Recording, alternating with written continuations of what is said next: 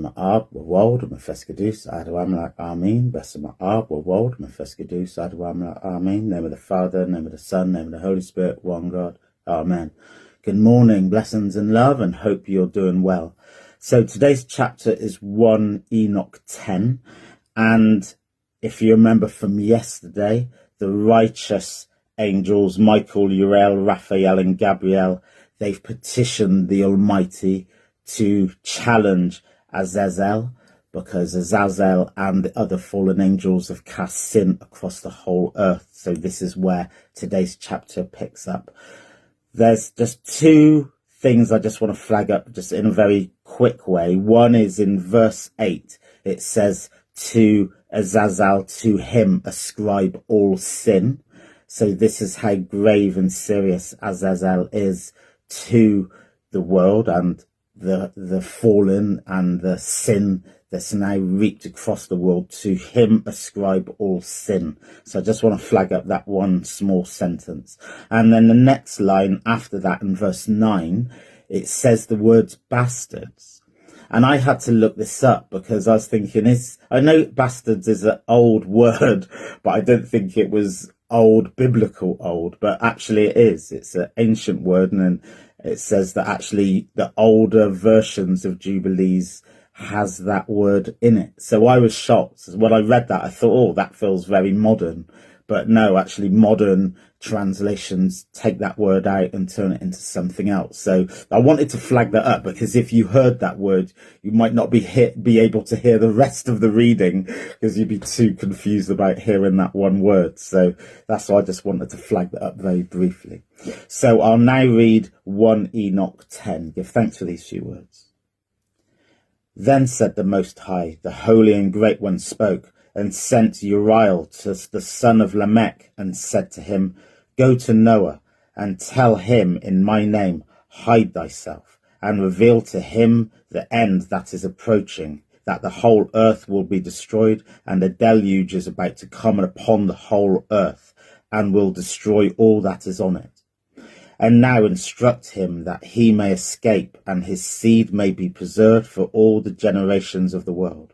And again the Lord said to Raphael, bind Azâzêl hand and foot, and cast him into the darkness, and make an opening in the desert which is in Dodel, and cast him in thereof. And place upon him rock and jagged rocks to cover him with darkness, and let him abide there forever, and cover his face that he may not see light. And on the day of the great judgment he shall be cast into the fire, and heal the earth, which the angels have corrupted, and proclaim the healing of the earth, that they may heal the plague, and that all the children of men may not perish through all the secret things that the watchers have disclosed and have taught their sons. And the whole earth has been corrupted through the works that were taught by Azâzêl. To him ascribe all sin.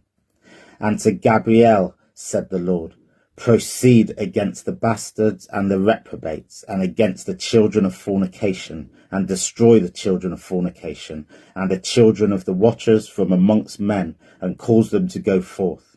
Send them one against the other, that they may destroy each other in battle. For length of days shall they not have.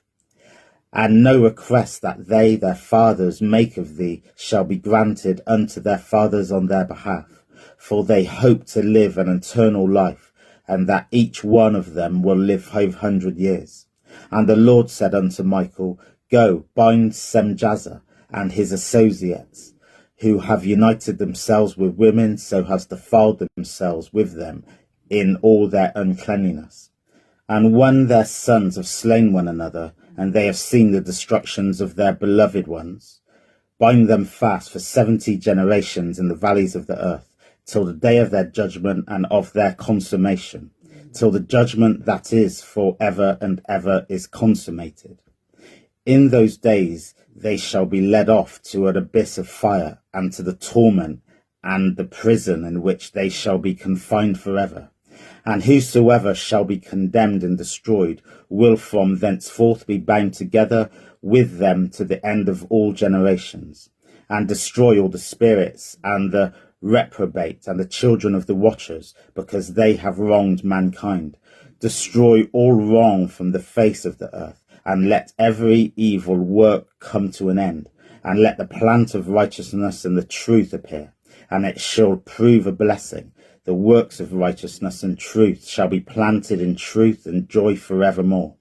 And then shall all the righteous escape, and shall live till they beget thousands of children, and all the days of their youth and their old age shall they complete in peace. And then shall the whole earth be tilled in righteousness, and shall all be planted with trees, and be full of blessing. And all desirable trees shall be planted on it, and they shall plant vines on it. And the vine which they plant thereon shall yield wine in abundance. And for all the seed which is sown thereon, each measure of it shall bear 1,000. And each measure of olives shall yield 10 presses of oil.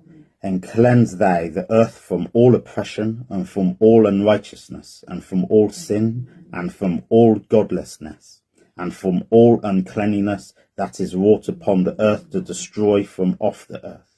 And all the children of men shall become righteous, and all the nations offer an adoration, and shall praise me, and all shall worship me.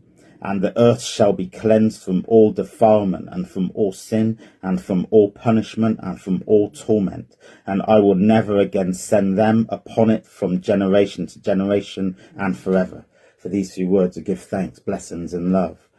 And this chapter really does show the amount of love God has for the world and for humans, to the extent that his own angels from heaven, when they cause havoc and sin on the world, God didn't just allow it and said, like children, they're just being children. He then cast those fallen angels into eternal judgment, and then proceeded to act with humans such as Noah to cleanse and heal the earth, and to try to eradicate all sin from the earth. So really, this chapter really shows the amount of love God has for humans. So blessings and love. Have a blessed day. Glory always to God. And I just give thanks for God's love for humankind, and the example in this chapter really gives hope and warms the heart, and again is a vindication of why we praise the Almighty. Blessings and love, glory always to God.